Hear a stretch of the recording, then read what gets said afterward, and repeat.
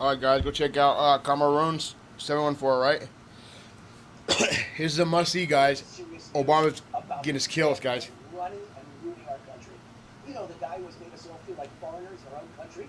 Well, haven't you seen the latest poll that proves a majority of Americans don't even recognize or feel comfortable in America anymore?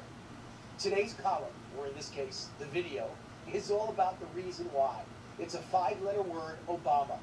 The news involving Obama and what he's doing in this country gets stranger every day and more dangerous every day, more shocking every day. Obama says ISIS is contained, and the very next day, 130 people are dead in a massive, frightening ISIS attack in Paris. Within days of that, there's another terrible radical Islamic terrorist attack in Mali, and still Obama can't use the word Islamic and terrorist in the same sentence. Obama refuses to back down.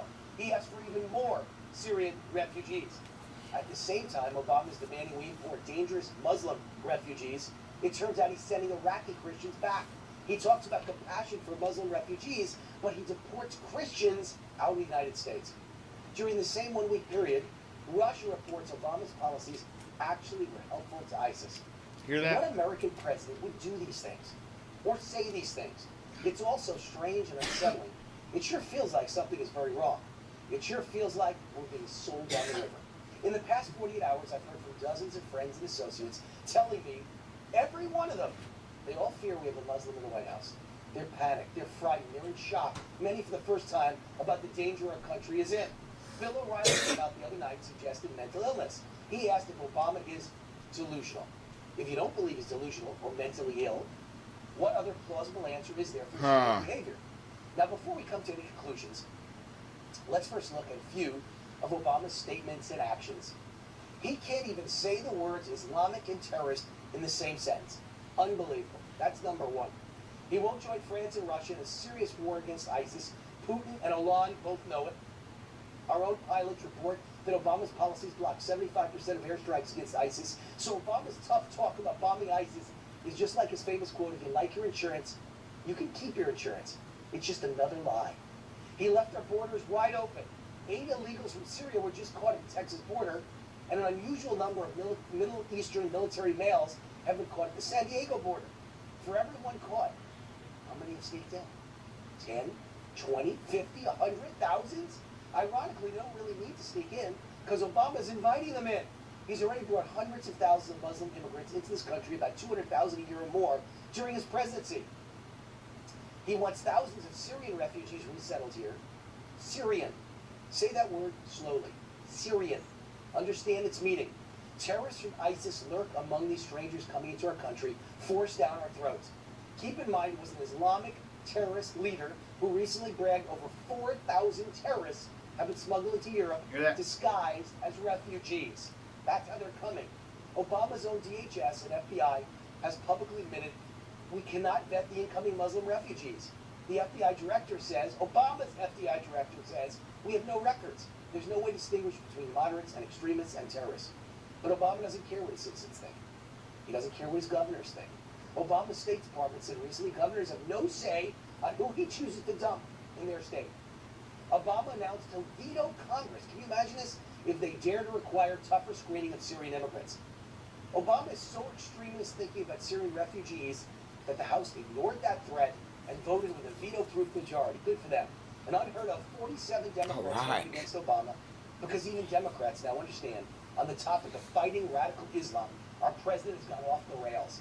Something's very wrong. More signs of Obama's Islam problem. He agreed to the worst, most lopsided treaty in world history with Iran.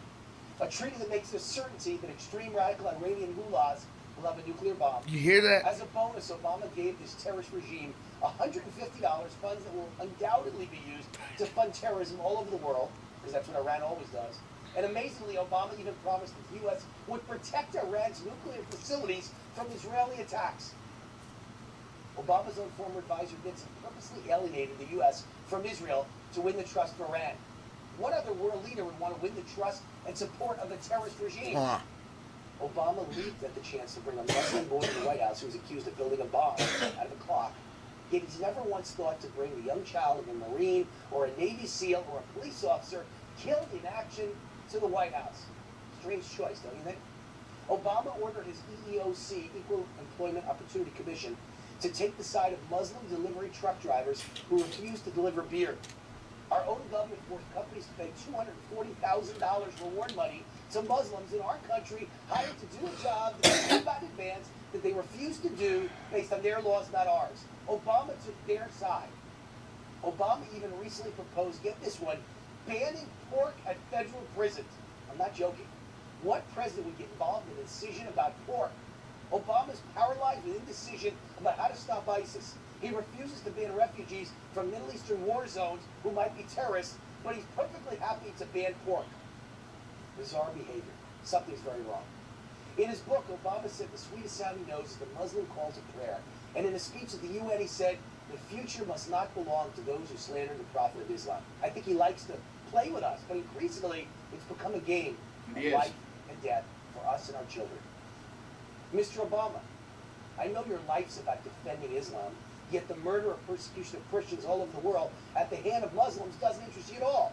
I know your plans to defeat ISIS appear to have helped them grow stronger. Even Russia says that. I know your response to ISIS and Islamic terrorism is not normal or rational. Russia's Putin, France's Hollande both respond like leaders. Can you imagine? I'm proud of Putin and I'm ashamed of my president. I know you respond like a man too conflicted and too compromised to lead the fight against our radical Muslim enemies. You can't bring yourself to stand against Muslim extremism, even as Muslim crowds in moderate Turkey boo and chant Allahu Akbar during a moment of silence for the victims of the Paris attack. What I know is that you're not on our side. I know you've compromised and you are corrupted. I know you are a biased Muslim sympathizer. The likes That's of Obama. you've never seen in the White House in history.